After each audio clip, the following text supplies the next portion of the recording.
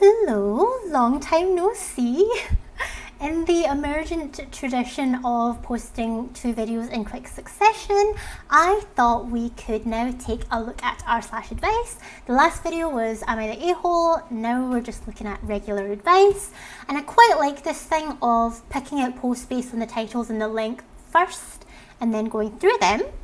So the first post that we have today, it's already got the advice, but I was intrigued, so I wanted to read it. So the title, I think my boyfriend made fake STD test results. Opie says, I told my boyfriend that he had to get tested if he wanted to do anything sexual, and he was kind of weird about it, saying he was hurt that I didn't trust him. It's not about that. If you've watched my other videos, or the specific one, I can't remember which one, I always ask people to get tested before we do stuff too. So it's not weird. But yeah, whatever. Good for you for asking. So yesterday, he told me he'd go get tested bright and early just to prove himself. He just sent me a photo of his results, and I don't know, I feel like they might be fake. Maybe it's just my mind playing tricks on me, I don't know, but I just want to know what other people's opinions on whether they look real or fake. Not to mention a few years ago, before we were dating and just hooking up, he also told me he was clean then and had chlamydia. Okay, so this is a historical thing as well. I scribbled out his personal info. That's where there's grey marks, but does this look real or fake? Update, this was the response when I called him out about the results being fake. Oh, let's see. Oh, okay. This is like hard to look at, but whatever. It does look like something that was taken off the internet. It also doesn't have any dates on it as far as I can tell.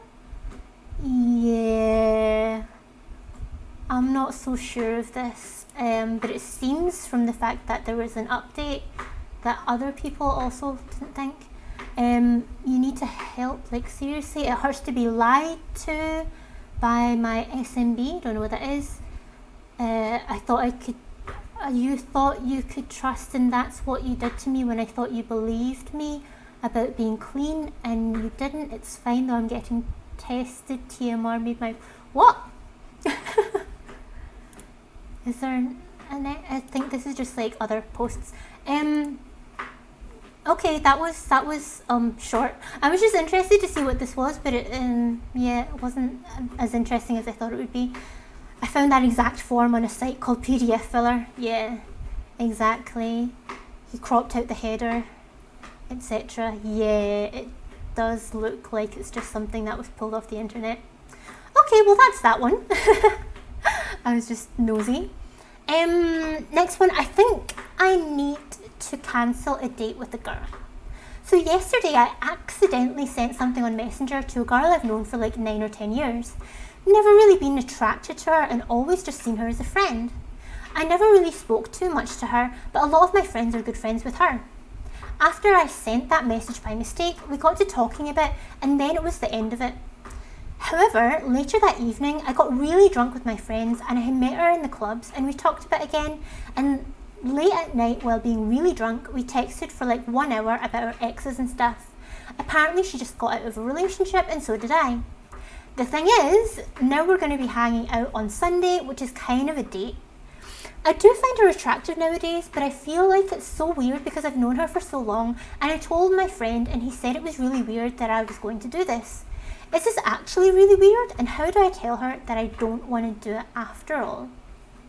But it sounds as if you do.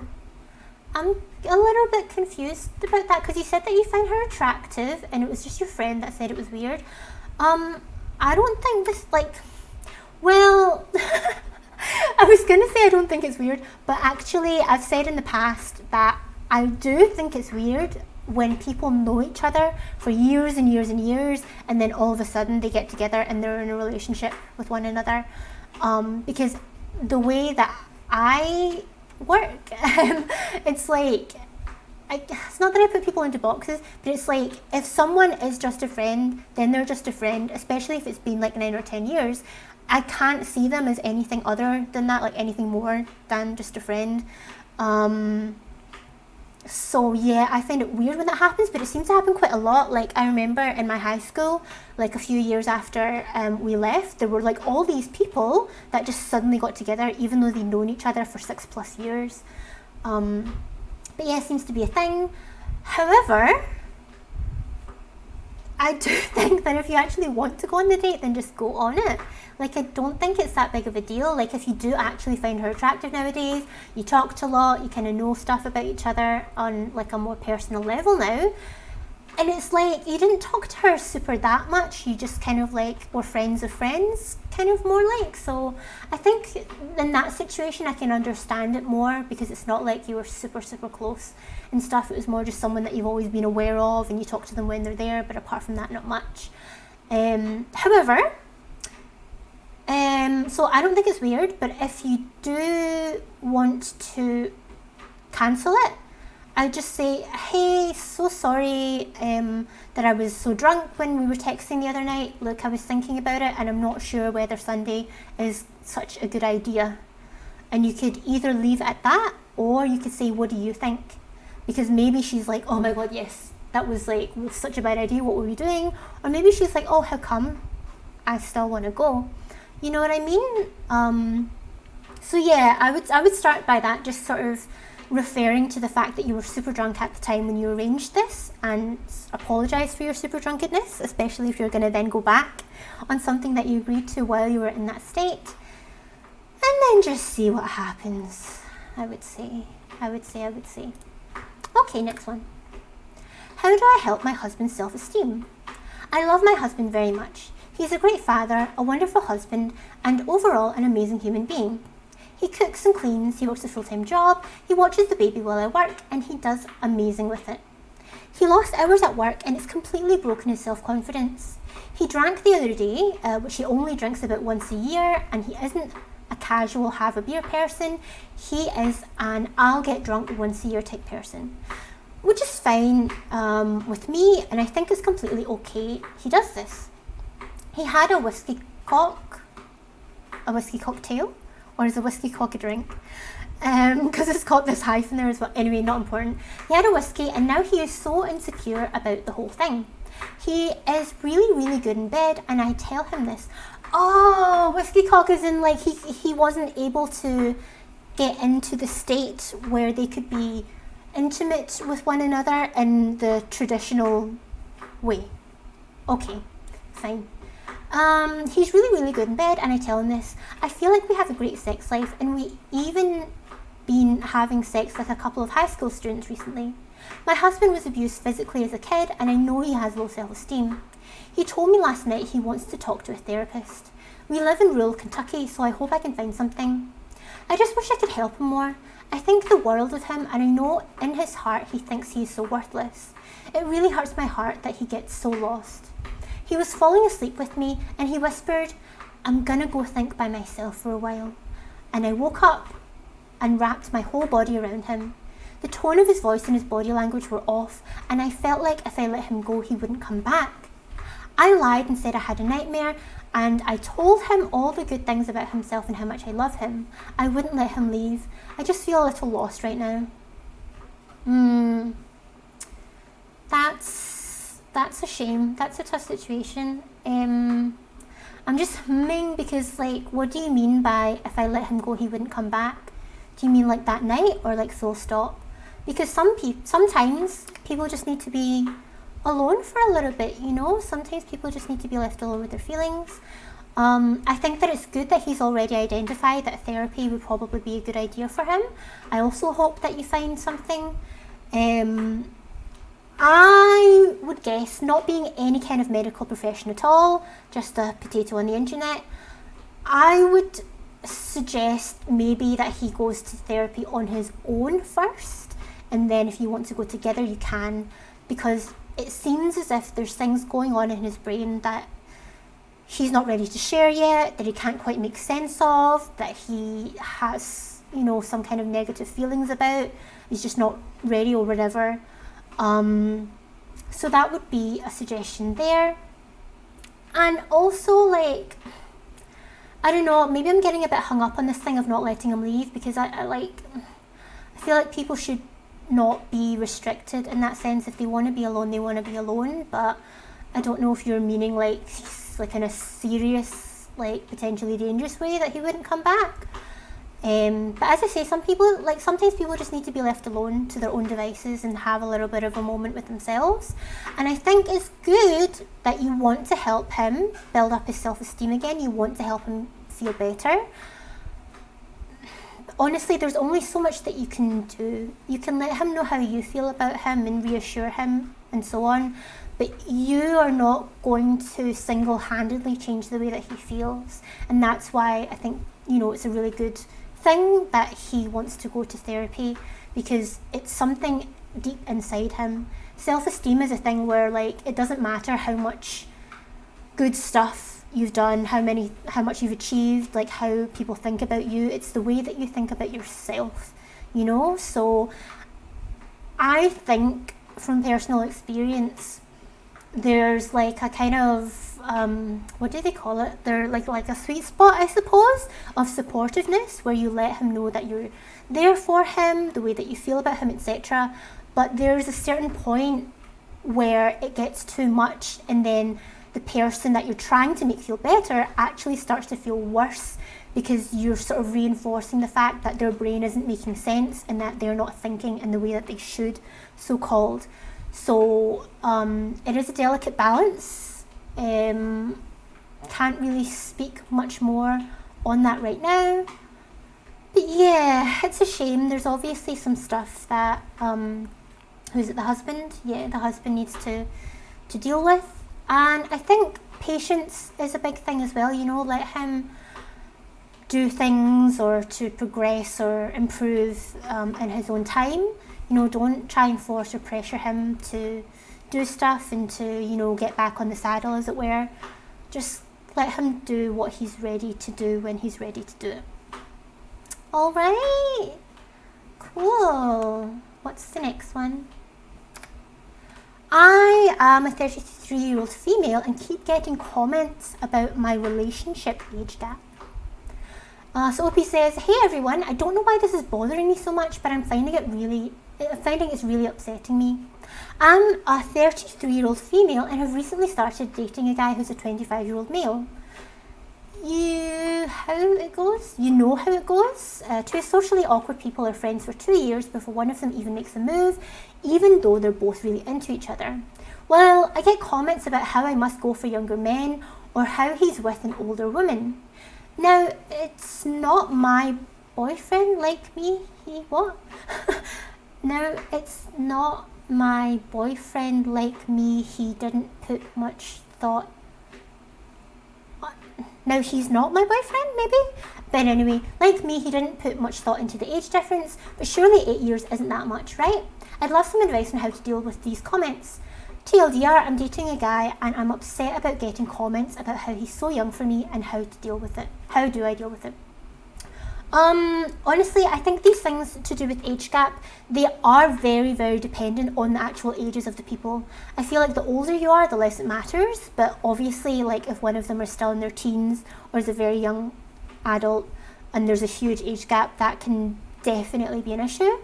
However, in this case, the younger person is 25, so I would say by that time, you're kind of old enough to be able to like take care of yourself. You are an adult. Obviously there's, risks with everything, but I don't think this age gap is a problem. What I do think is going on here is sexism.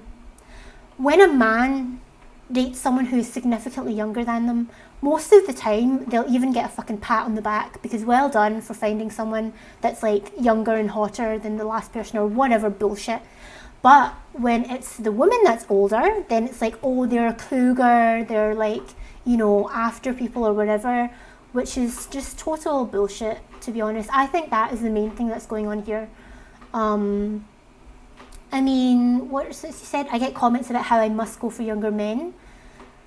What, based on one person? Like if it's that you always tend to go for people that are much younger, then maybe yeah, it's a thing, but based on one person, I think people just need to keep their comments to themselves, to be honest. I can understand why it's upsetting because it's like you're just, you're in this new, or dating like a new person and you want it to feel nice, you want it to feel good, but other people are kind of putting seeds in your head. So I can understand that. How to deal with it? Oh, that's a hard one, because I mean, I guess it's kind of like, are you bothered by the fact that people are saying it, or are you bothered because you actually also think somewhere deep down inside that the age gap is too much? So I'm not really sure what to tell you about that, but like, if it's just that other people saying it bothers you, like, I would say tell them that it bothers you and ask them to stop. But if it's you that's feeling like actually there's an issue with this age gap, then you know, you're gonna have to break it off, basically, or get over it somehow. I don't know how helpful that actually is in the end. But anyway, let's move on. Something else about age. A girl I like is turning 18 in less than a week, but I'm only 14. She also likes me back. What do I do? So straight off the bat here, the age gap is less, but the age of the people concerned is also much less. These people are much younger, so it has definitely more of an impact. So OP here says, I'm a high school freshman who's 14 years old. I met this really sweet and kind girl who was my ever first friend in high school. I don't know what the ever part is. Anyway, she's a senior in high school. I really got close to her for months. We hung out, she helped me study, and we kept in touch a lot. About 2 days ago, I confessed my feelings to her. She said that she felt the same way. I was really happy, but the problem was, she was turning 18 in less than a week. We still liked each other, but we weren't sure if we should date yet because of our age gap. I also wanted her to not get in trouble if we dated, because that would be grooming. It's good that you already recognise this. This for me is pretty clear cut. The age gap is really inappropriate. Not only would it be illegal in most places, don't know where you are, but in a lot of places that would be illegal, but also it is inappropriate in terms of when you think about consent. Children cannot consent. So, do you know what I mean? When someone who's 18, who is an adult, is with a child who cannot consent, who doesn't have the kind of life experience that's necessary to make decisions about, you know, significant relationship things, I don't think that you should pursue this. Absolutely not. I think that you should stay friends. And if at some point in the future, many years later, because you're only fucking 14 years old, if at some point in the future where you both are appropriately old enough and you still like each other, fucking great. But especially as well, like at this time in your life, things change so quickly. I'm pretty sure that even though if it might feel intense, that you will get over this, you know, fairly easily, and then there will be other people that you both also like. So yeah, this is quite clear for me. Don't pursue that. It's not a good idea. Okay, what's next? A girl won't back off my boyfriend. I posted this in another subreddit. I'm sorry, I just want an outside perspective. Anyway, this has been happening for the past 2 weeks. His female co-worker has been flirting with him and ignoring his obvious rejections. My boyfriend told her that he's with me and he doesn't want to be messed up again, but he doesn't want to be messaged again, but she keeps going. He made it clear he is in love with me and she hates that. He doesn't want to block her because she's buddies with everyone at his workplace and he doesn't want drama. Before you jump at him, he showed me screenshots and expressed deep annoyance. His friends are genuinely annoyed as well, but can't do anything about it either because they don't want drama. She's been stalking my social medias, putting me down and telling him that our relationship won't work out and she doesn't want him with me. Not much of a surprise, but she admitted to liking him last night and I got fed up, so I messaged her. I approached her in a calm way, ignoring her insults and kindly telling her to back off. I kept everything mature and straight to the point. She expressed her jealousy and ended up venting to me, telling me how she hates herself, etc, etc. I listened to her and told her I'm there for her. Wow. Okay. Good for you. You know, if you felt able to do that, fine. I said she deserves someone who'll love her just the way that she is, but she won't find that guy if she keeps wasting time trying to get my boyfriend. I called her gorgeous and that I was sure some lucky guy out there would love to have her someday. She said thank you and that she appreciates it. I offered her a listening ear anytime. I thought we were cool and all because she told me to treat my boyfriend good, well, and said I'm a sweet person and asked how I fell in love with him. She also told my boyfriend that I made her cry with my caring words and said to keep me. I answered her question and logged off for the night.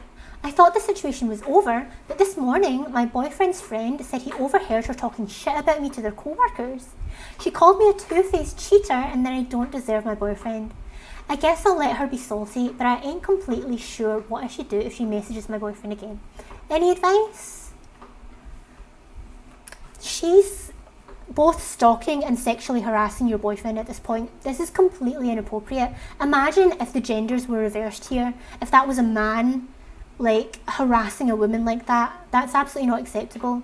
I understand that you don't want to have drama, but it's not drama to go to management and say, hey, someone is harassing me, someone is got to the point where it's not even at work, where they're actually, publicly insulting my girlfriend. This is completely inappropriate. It's not drama, it's taking appropriate measures. Do you know what I mean? This is absolutely not okay. This person obviously can't take no for an answer. And reading it, what it reminds me of, it reminds me of someone who I went to school with, who I was completely shocked to find out that they had been arrested and jailed for stalking someone.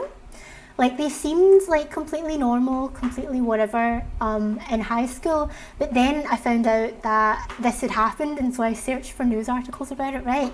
So it is public knowledge. So the tea is, right, so after leaving school, this woman became a police officer. No, it was before she became a police officer, right? She was working in Boots, right, which is a shop in the UK, which is I guess Americans would call it a drugstore.